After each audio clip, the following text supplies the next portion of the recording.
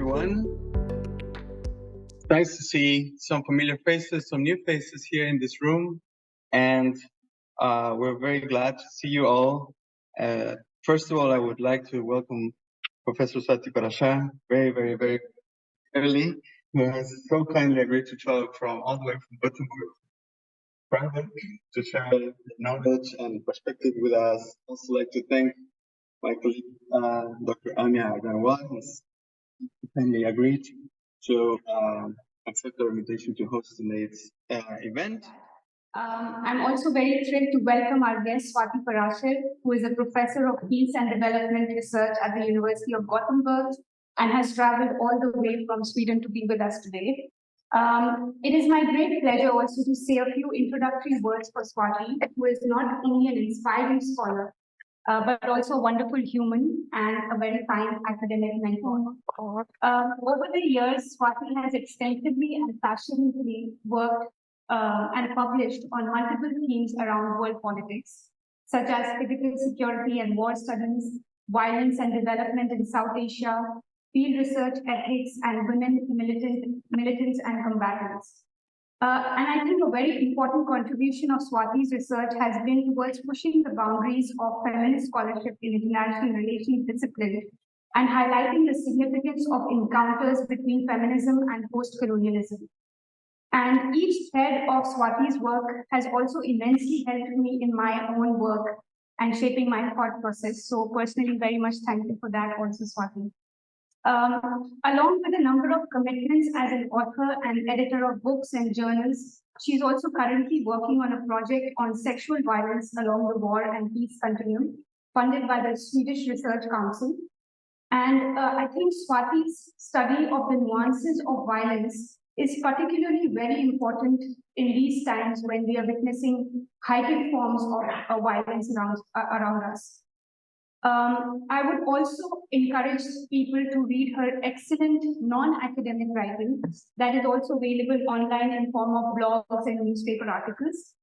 And you know, I can go on admiring Swati's work, but due to the limitation on time and also the interest in hearing out Swati, I clearly should wrap up now. And once again, many thanks for accepting our invitation, Swati, and for joining us today. The floor is all yours. Thank you. Thank you so much. Yeah, I think this works. There's a lot of technology in the room. I have to cope with all of that, some video recordings, Zoom, and everything. But thank you all for being here on a Monday evening. My first question to Fabrizio was, why would anybody choose to come at 7 on a Monday to hear a talk? But there you are, and thank you for being here. I am so honored and so privileged, and thank you both of you, Fabrizio and Amia, for inviting me. Nothing pleases an academic in these times than to have a space where you can be talking about things that you like. You know, we like to talk about things, right? Absolutely an honor, and I think it's also interesting to note that I find it interesting, at least, that in political science spaces, not a lot of people want to talk about hunger and famine. This is not a topic that attracts political scientists generally. I mean, I've tried to sell it in different departments and I'm very forceful, but journals don't pick it up. IR journals are not interested. And that's the point of making this case, that this is a very serious issue. This requires a different kind of theorizing, conceptualizing, and policy intervention. And so we need to really talk about it. But then none of us should be surprised that political science actually doesn't want to talk about it because, or IR, because they are not where people are. Ordinary people and ordinary lives is not usually where you find IR scholarship or political science scholarship going, generally. I'm not saying that doesn't happen. War, democracy, state, foreign policy, we talk about all of that, but certainly not, as I say, hungry, emaciated, malnourished, slow dying bodies, and what that means to us in many different contexts, and how we manage to bypass some of these images, some of what is actually happening right in front of us, and reduce it to a private household tragedy, a crisis. I mean, these are the terms that you will find being used for famine deaths, right? And I'll just come to the figures. They are staggering. But this is what we hear, like, it's a household crisis of, and generally the images of famine that we're going to look at in a bit. But, it's a case of food insecurity. It's a disaster. I think that's normally the language that is deployed. So here we are, and it's probably the outcome of war. It's the outcome of a colonial encounter. It's not something on its own, and that's really the point that we're making here. It's as if it's something completely normal for people to starve and die in large numbers in different parts of the world. It's not like war. It's not like other kinds of exceptional violence. Death that doesn't really count. And more importantly, there is no human agency or accountability that is attached to famines. People die, but nobody is responsible. People can die in millions. This is what we find has happened in colonial times, that many famines happened during colonial era in different parts of the world.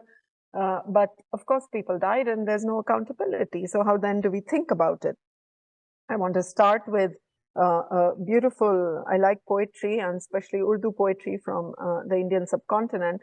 There is a poet called Jigar Muradabadi, and I'm not sure there are any Urdu people here who can read, but he writes, Amia, you would understand this, इंसान के होते हुए इंसान का ये हश्र देखा नहीं जाता है मगर देख रहा हूँ. It's part of a long poem on the Bengal famine of 42-43.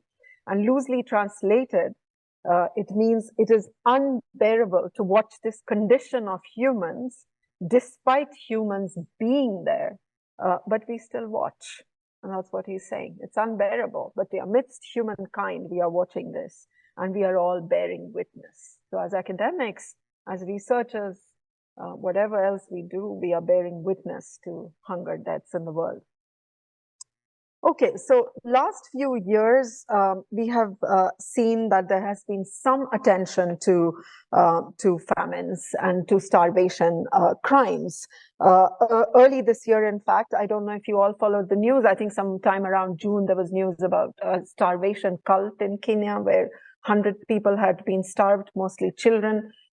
We were trying to write something about it, but it was really hard. And that was mostly for a religious purpose. I mean, starvation has been weaponized in many different contexts. But here we are talking about starvation, mass-scale starvation as a crime that happens for many different reasons. But in May 2018, something remarkable happened. There was an addition to the UN Security Council resolutions on civilian protection in armed conflicts. And this is the language of IR that really is something that is interesting for us. Building on previous UN resolutions on humanitarian laws, human rights, and protecting civilians and vulnerable populations, Resolution 2417, 2417, for the first time, and this is important to note, recognized the need to break the vicious cycle between armed conflict and food insecurity. This was for the first time that it was taken up by the UN Security Council, and it was a milestone. It called for maintaining international peace and security by addressing food insecurity and famines in wars and armed conflicts. This path-breaking resolution also added credence to, obviously, the Sustainable Development Goals of eradicating hunger, which we are all familiar with and work with. Then in 2020, something remarkable happened does anybody remember? In 2020, the Nobel Peace Prize. I'm from that Nobel country next door. I didn't travel very far, though, from Sweden. But in 2020, who got the Nobel Peace Prize? Anyone? No? Okay. The World Food Programme. The World Food Programme. And I think it was really remarkable. One of the largest humanitarian organizations addressing hunger and promoting food security, recognizing that there was a serious global crisis of food, and how the World Food Programme, in its very quiet very sustained way has been fighting hunger and famine from the grassroots to very high levels of global governance. And if you look at its spread across different countries, it has been doing a lot of work. Also, hunger and food crisis emerged as serious threats during the corona pandemic. And I'm sure you remember the images, particularly of reverse migration, people fleeing urban areas, going back to their cities, small towns, villages. There was massive internal migration going on, and the real threat of starvation existed. It was a very precarious situation. To add to all of these precarities, I don't have to really talk too much about it, but we know that climate change, of course, impacts, it will impact, continues to impact the future of agriculture, food distribution, and we don't even have enough data on some of these things as they will unfold. Also, since we are talking about what makes this particular moment really interesting to be talking about hunger and famine, it is also the 90th anniversary of the Holodomor, which was the famine in Ukraine in the early 1930s, from 32 to 33, which is also recognized in several places as the genocide of the Ukrainian people under Stalinist Russia, and about 3 to 4 million people are supposed to have perished in that. By the way, just to emphasize that if you look at some of these figures, they are staggering figures. If I tell you, for example, the Great Leap Forward famine in China, 30 million. Overall, across the colonial period in India, 30 million across a century. So these are really large numbers for those times, right? So, but these numbers are not written in stone. They are debatable. They've been debated by scholars. It's just to give you a sense that the more conservative estimates that point out also suggest that genocidal levels of violence has occurred because people have been starved to death. So why am I interested in this? I think some of this came from my own frustration of watching that we've become very selective about what we outrage about, right? So right now, of course, there's a terrible, terrible war going on in the Middle East, and we are all outraged about that. But I come from India originally, and right next door, 2 million, almost the population of Gaza, Afghanis have been displaced from Pakistan, where they were as refugees, and they've had to go back to their country. There are horrific stories coming around of how they are, packing their bags and leaving, and it's a nightmare. It's a humanitarian nightmare. But of course, we have not paid that much attention. There is a war. Ukraine has also been important. And last few years that I've been working on this project with different colleagues of mine, we have noticed that there is very little attention to these kinds of crimes. And I'll come to famine crimes, as we call them, or violence that is caused by mass hunger. So these deaths clearly matter. And to me, I started thinking about this in terms of violence itself. So if it is a spectacular violence of war, where people are dying, and we see these images which we confront every other day, and now we have AI and we have all these kinds of fake images, and it's a world of images. I've never understood how we kind of empathize only through images, right? But we do, and it really appalls me that we cannot seem to find that empathy without images. But it is selective. It is, some images do the rounds and then they do the rounds, and it's what really is this outrage manufacturing industry that outrages about this, but doesn't feel that much outrage about that, because certain parts of the world are not accessible, they are not important.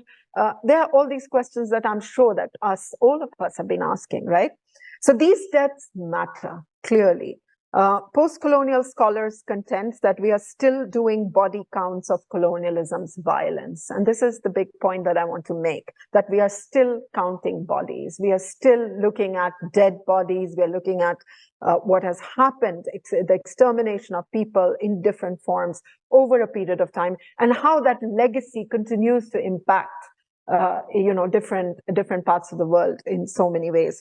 Therefore, the question is, the idea of epistemic and discursive, right, categories that we claim, especially when we study violence, it may not account for the materiality of violence and the magnitude of physical and psychological injuries it causes. So yes, we can go on and on talking about discourses of violence, which is very important for this project as well, because one of the arguments that we make is call famine mass violence. Because if you call it mass violence, it changes the terms of the discourse and it asks who is accountable for this, who is responsible for this. If you're going to call it disaster, well, if you're going to call it crisis, they can be mitigated.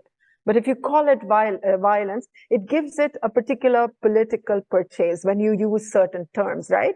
So on the one hand, I'm saying that discourses, and this has been the challenge, discourses are problematic because discursive and epistemic categories take away from actual real violence, the discussion that we should be having over bodies. But at the same time, discourses matter.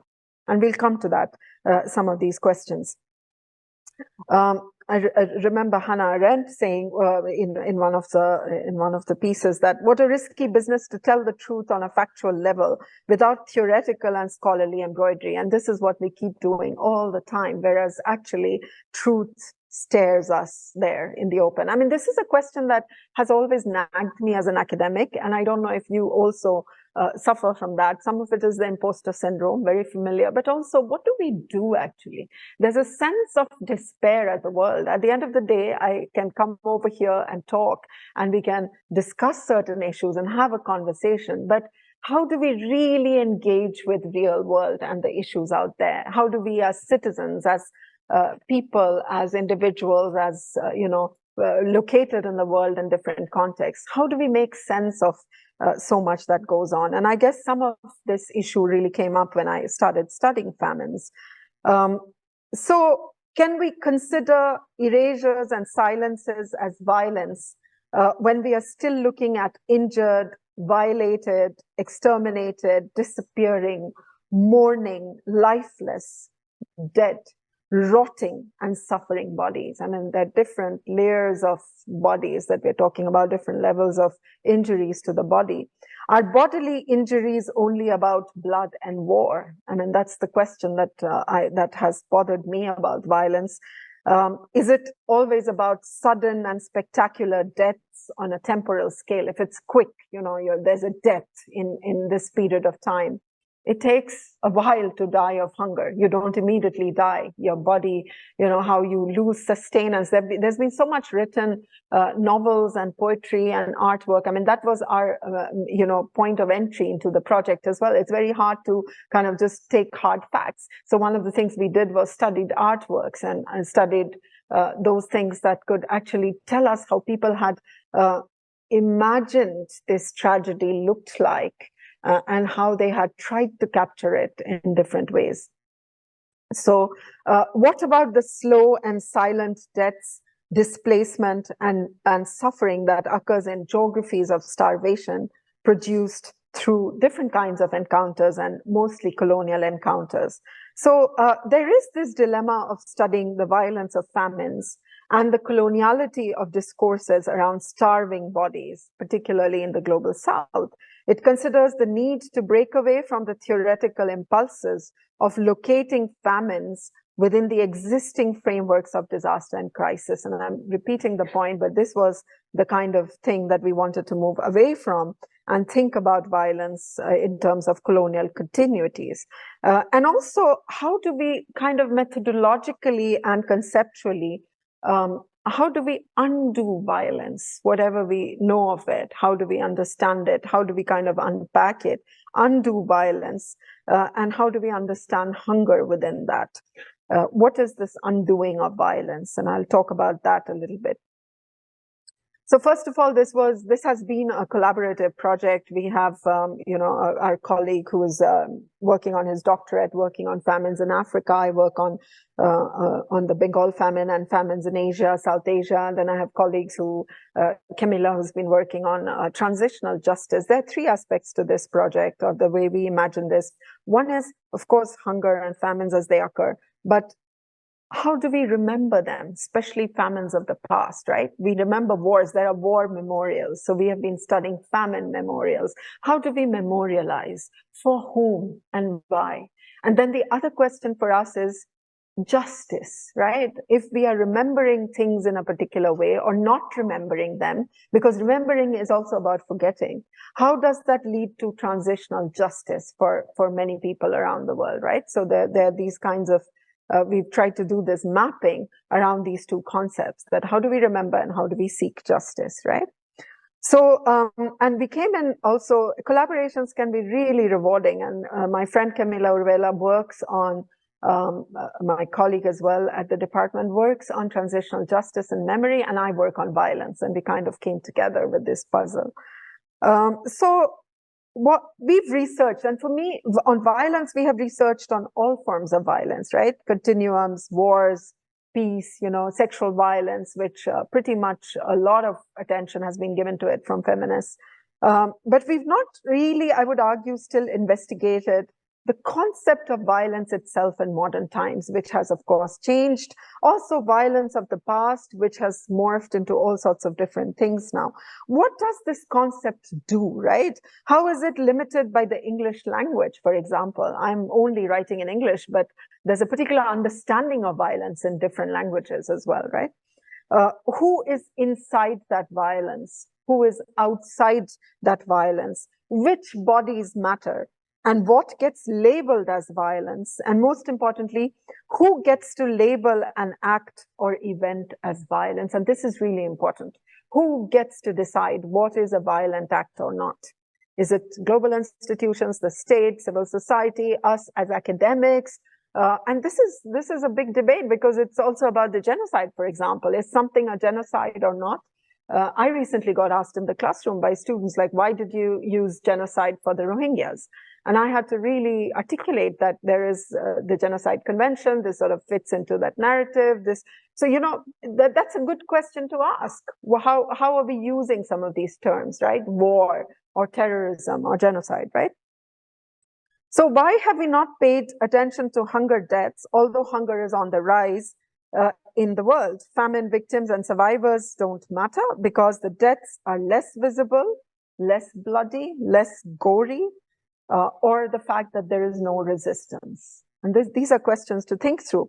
I have some facts here which are important. In 2016, 100 million people faced crisis-level food insecurity, and increased by 20 million from previous years. And then in 2017, we had so many famine risk areas in mostly in Africa, South Sudan, Nigeria, Somalia, Yemen. These are still affected areas, by the way. And if you go back into history between 1870 and 2010, at least 100 million people died in large-scale famines. And this is Alex de Waal's data, where he's been writing about famines and making a case for the fact that it should be recognized as mass violence. And we kind of, Alex has been involved in our project as well, and he has been inspiring us and guiding us. And so we kind of continued with that inquiry. Mass starvation should be seen as a tragedy at par with genocides and wars. And we had, for example, in the last few years, the risk in Yemen, in Sudan at the moment, it's enormous. Even when we think about the war in the Middle East, in Gaza, we have been talking about people being starved. How are we going to deal with it, right? And the latest data kind of suggests that 122 million more people are facing hunger in the world since 2019 alone, which is just as the pandemic started until now. It's a large number of people. And a number of UN organizations, 5 UN agencies have just come out with a report this year. So if you're a data person, if you like your numbers, these numbers are staggering. They are much bigger than war deaths that are reported. There are people who are starving and they are dying because there is lack of food. But is there lack of food? And that's the question, really. So when we think about famines, and because there's not so much time to really analyze why famines occur, we think about, of course, most often crop failure, entitlement failure. Sen writes about that, Amartya Sen, food distribution issues, market, supply chains, etc., weapon of war, colonialism. We read about these causes, right? We've been told all this. But the complicity, and this is the question that we have here, but the complicity of societies and governments and states is what makes the violence of famine so pervasive, so legitimate. It's considered okay for a few people to die like this, that it's perfectly fine. It's normalized. It's normalized. There's a silent extermination of undesirable bodies or surplus populations, causing no moral outrage and without any accountability, right?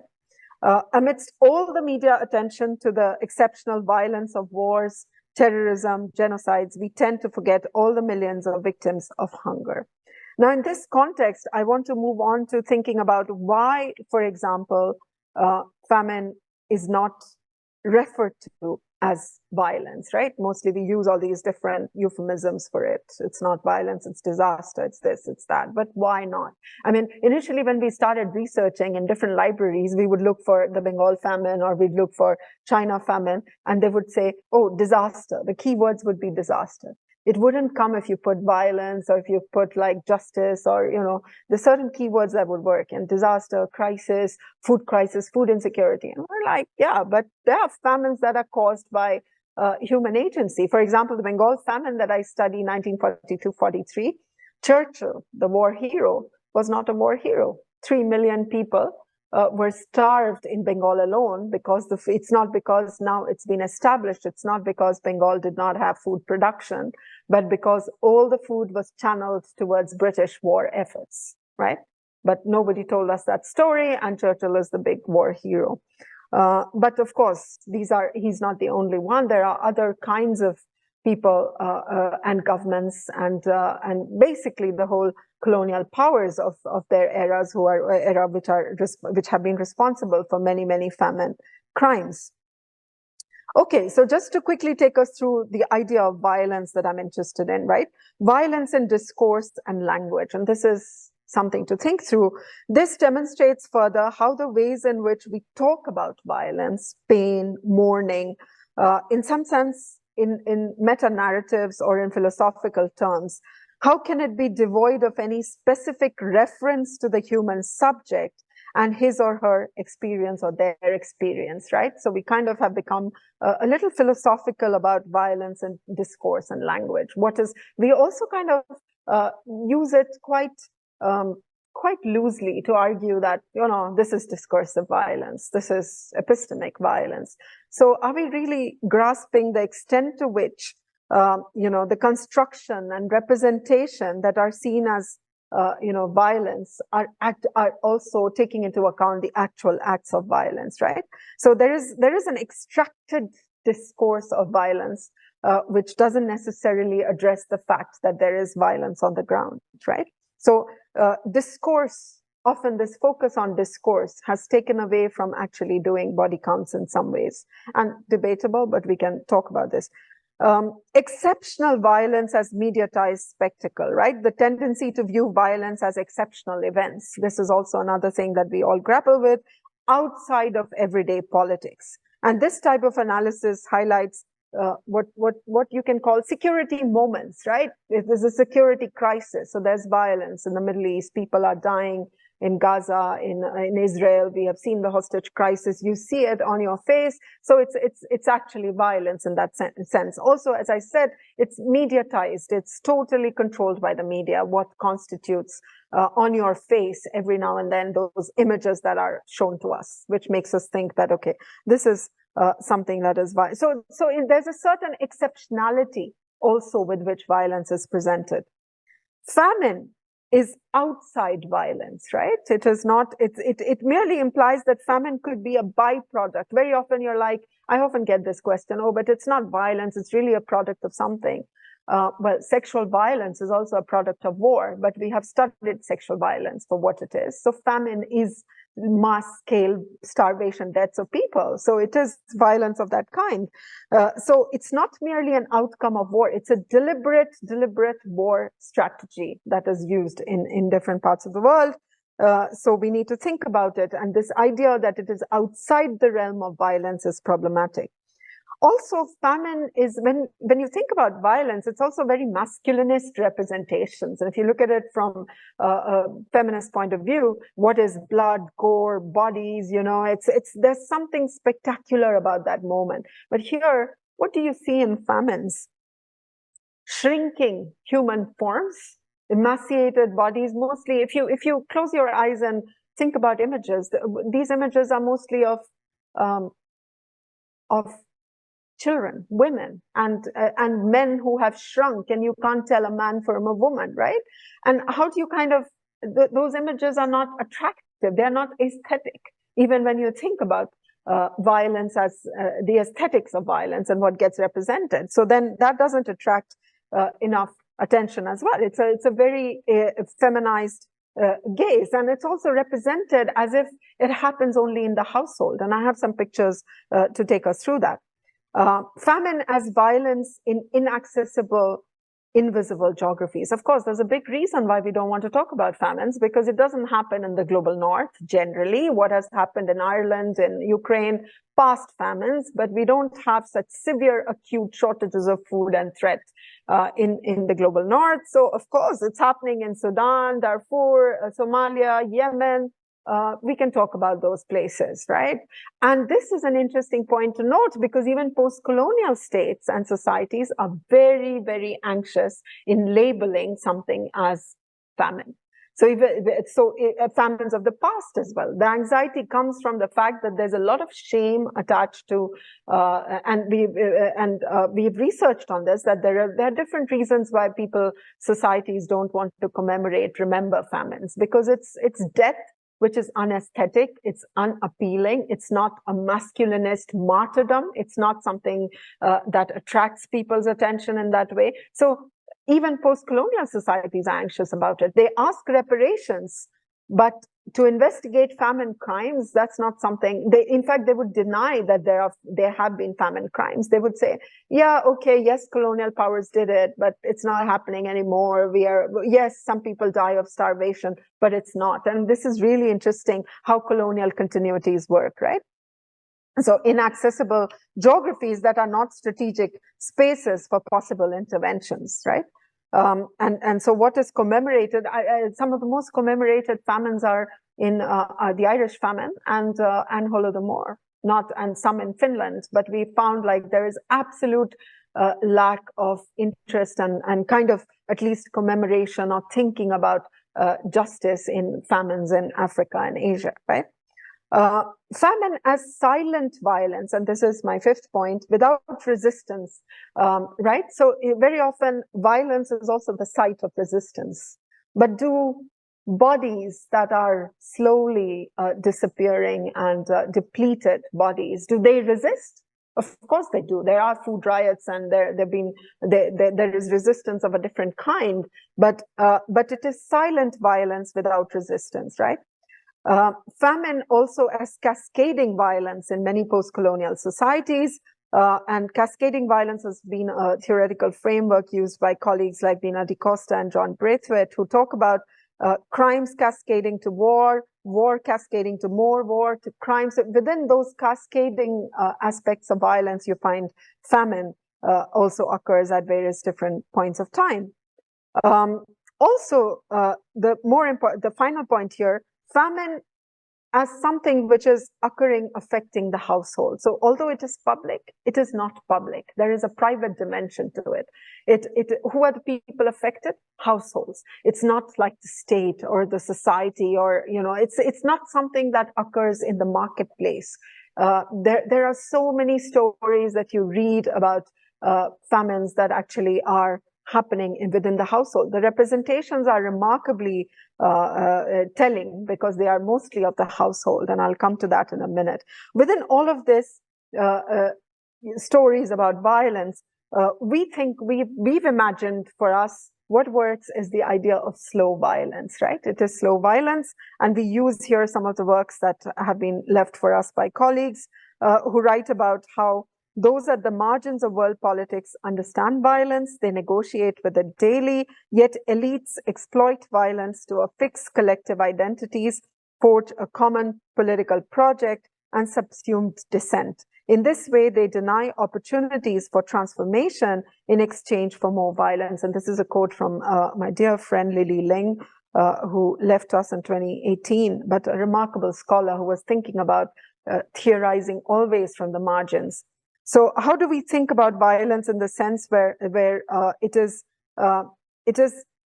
it is consigned to normalcy in a way that it is depersonalized. And we like these very normalized myths about violence because it is comforting. This is violence, so it doesn't work with famines, right? And similarly, we continue to erase in that same line of thinking, erase histories of people and societies which have to do with colonialism, and particularly famines. Like in many cases, for example, even in India, we have had these debates on reparations, for example, right? Should the British think about reparations? Yes. So the cost calculation has occurred in many different context, but very few actually say that 3 million people died in the Bengal famine. I mean, one of the things that you hear about British colonialism vis-a-vis other colonialisms is that it was a little bit more benign. They didn't have so much violence compared to the others, but as if this violence of the famine didn't matter, right? So anyways, these are debates to think through. Let me take you some images that I have here for you from the Bengal famine. And these are very disturbing images, but I want to take you through this so that you can understand how, and I'll come to this in a minute, about how famines have been talked about. And these images are powerful because they were used in very, very interesting ways. They were used by the British Empire also to inculcate a sense of solidarity towards the empire through relief works, right? Relief is a very important part of community building. So they were using these images for relief work, but in the imperial project, right? On the other hand, some of these images are also depicting of household, what happens within the household, the representations, the famine memorials also in different places are to do with the household. So I'd just take you through this so you can get a sense of it. I am reminding you again, this is a trigger warning. The pictures are extremely disturbing. So please, if you don't want to look at them, please don't, all right?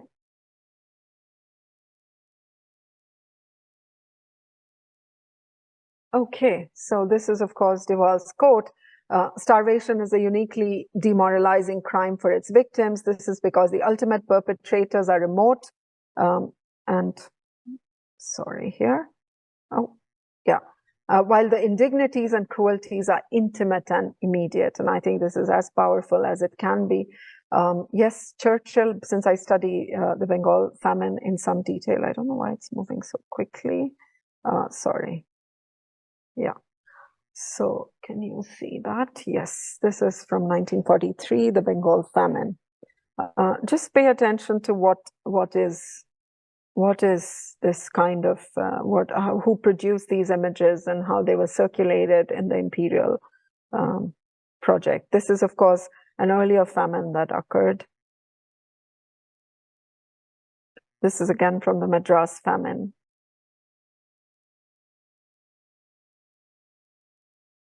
So take note of the household, right? Most of the pictures are taken outside the house, outside in front of, with children, women. There's a particular narrative around that, right? It's the home, sleeping, bodies, eating, not eating. Yeah.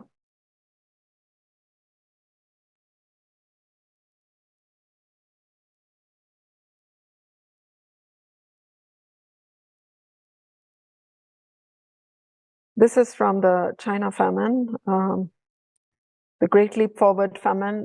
Conservative estimates, 30 million people perished in that.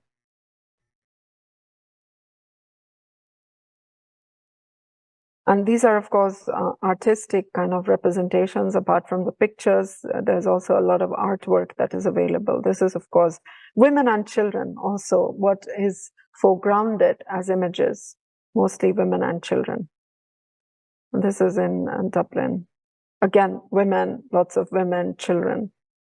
And this is interesting. This is from the Irish famine, and these women, 4,000 women from warehouses were taken to Australia. And this is something that I studied in great detail. And it's how gender, nationalism, coloniality kind of maps itself onto, in a story of famine, because the famine occurred and these 4,000 women were shipped, Irish women were shipped, starving women were shipped to Australia. And the idea was that they would make families with the convicts who had been sent there, political convicts and others who had been already sent before. And the idea would be that that would be the birth of Australian nationhood. So there is a memorial in Victoria for these women who went there and what happened to them and how they sort of lived their lives, and how they made some of them married, and they were in some sense the founders of the Australian nationhood. I found it so powerful and so interesting what goes on. That's basically, there's a rock and people walk past it. I mean, it's very interesting to map and see what these memorials look like for famines. War memorial has a different feel to it, but famine, it's, first of all, it's in very few places, but it's how people walk past and wonder what it is. But you have to kind of now, this is very interesting. This is in Sydney. This is again the commemoration of the Irish famine, the potato famine, as it was called. And I want you to pay attention to the artwork here. This is an art installation right outside Hyde Park in Sydney. And you see, this is the household. This is the table, the ladle, the soup bowl, a plate, everything is so intimately household. This is one of the shelves there with representation of the potato and the spade. So just absolutely. And on the glass door here, beyond this table, are the names of all the people who died and who didn't survive the famine here. And this is also interesting because these are representations on in media about how famine stories are told, mostly with women and children, right? Now, I wanted to take you through these pictures because they tell us a story about household and how there's a certain way in which this violence becomes really something which can be erased, which can be normalized, which can be naturalized, and which can be completely erased out of the whole thinking about violence in terms of its exceptionality, right? So we use the concept of slow violence, which provokes us to think about violence as a long-term harm that mutates and looks beyond its original causes, the immediate, the visceral, and the visible, right? It also enables us to locate famines as slow, violent events that kill and injure a large number of people during a certain period of time and in specific geographies.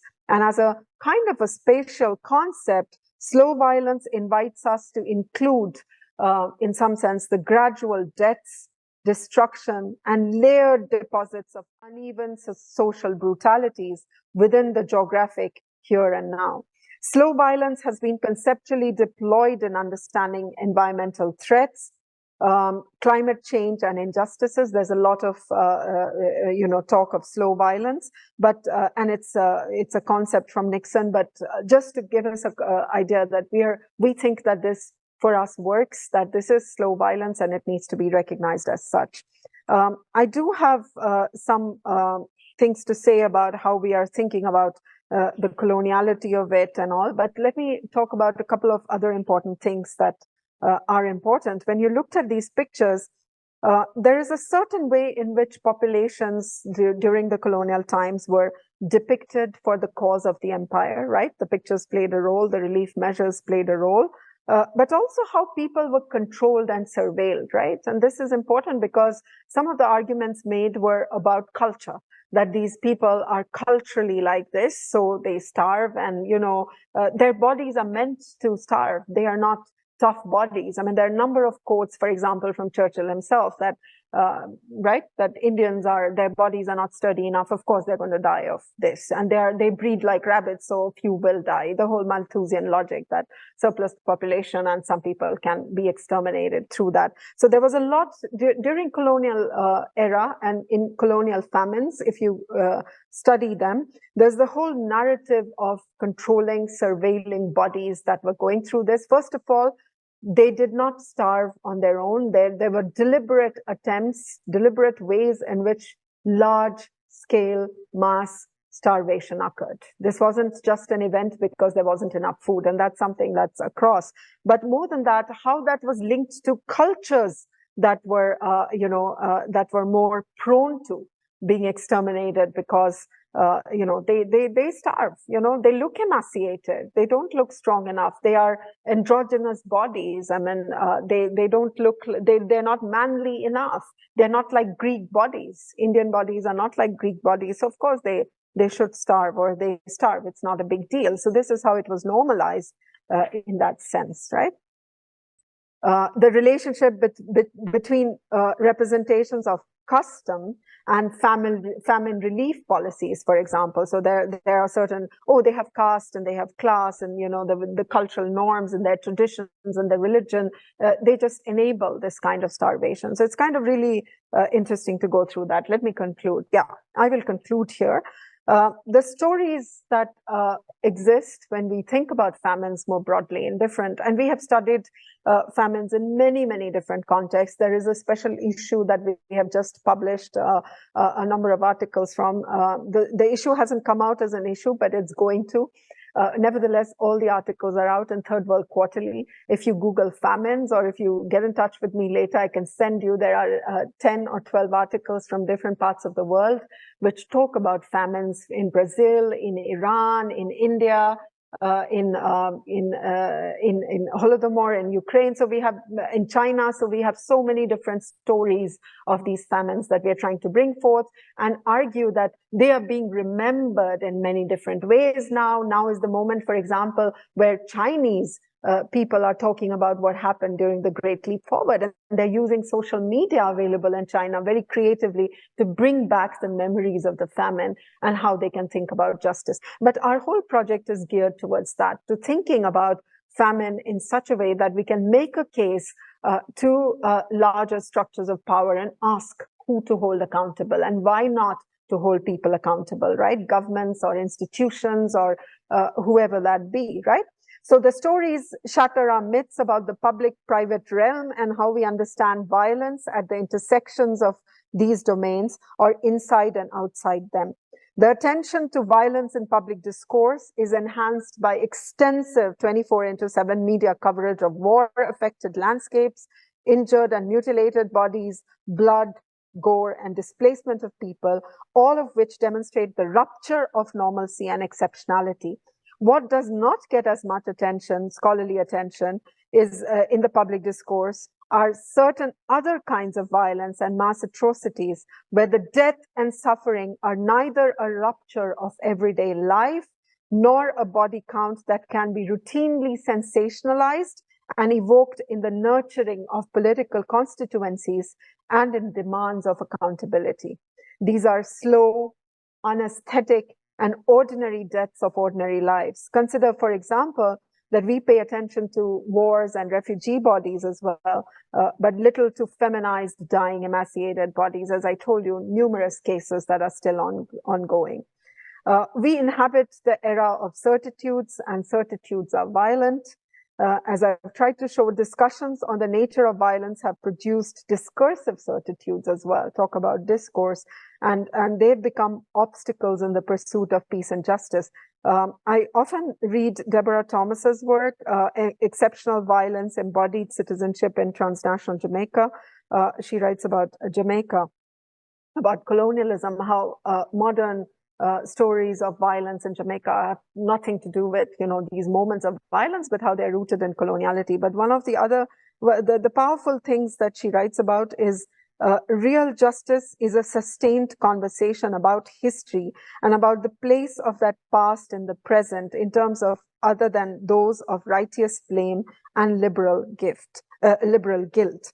Forgiveness is only sometimes restorative, but never reparative, right? So how do we think about both restorative justice and reparative justice? And when you think about famine, nothing less will suffice, because these are deliberate cases of people being starved, right?